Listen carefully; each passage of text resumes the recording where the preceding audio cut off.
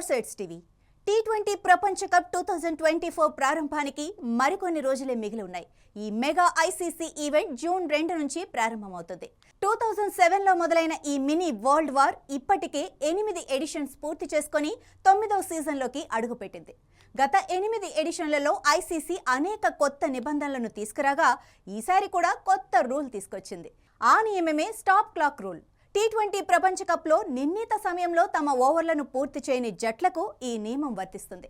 ప్రయోగాత్మకంగా ఈ నిబంధన విజయవంతం కావడంతో ఈ వరల్డ్ కప్ నుంచి వైట్ బాల్ ఫార్మేట్లో స్టాప్ క్లాక్ రూల్ని ఉపయోగించాలని ఐసీసీ నిర్ణయించింది.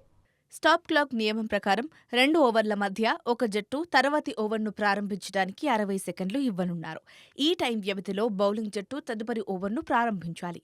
ఒక ఓవర్ ముగిసిన వెంటనే థర్డ్ అంపైర్ ఈ నిబంధనను అమలు చేస్తాడు. ఈ గడువులోపు ఓవర్ ప్రారంభం కాకపోతే ఆన్ ఫీల్డ్ అంపైర్ బౌలింగ్ జట్టుకు 2 హెచ్చరికలు జారీ చేస్తాడు.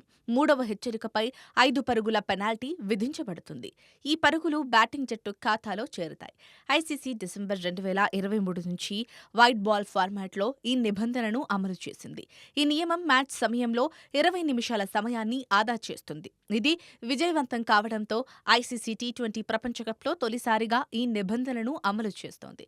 నిజానికి మ్యాచ్ సమయంలో కొన్ని సందర్భాల్లో ఈ నిబంధనను ఉపయోగించరు. అయితే ఈ నిబంధనను ఉపయోగించాలా వద్దా అనేది పూర్తిగా థర్డ్ అంపైర్పై ఆధారపడి ఉంటుంది. క్రీజ్లోకి కొత్త బ్యాట్స్మెన్ వచ్చినప్పుడు ఈ నియమం వర్తించదు. అధికారిక పానీయాల విరామం సమయంలో కూడా ఈ నియమం మినహాయింపబడుతుంది.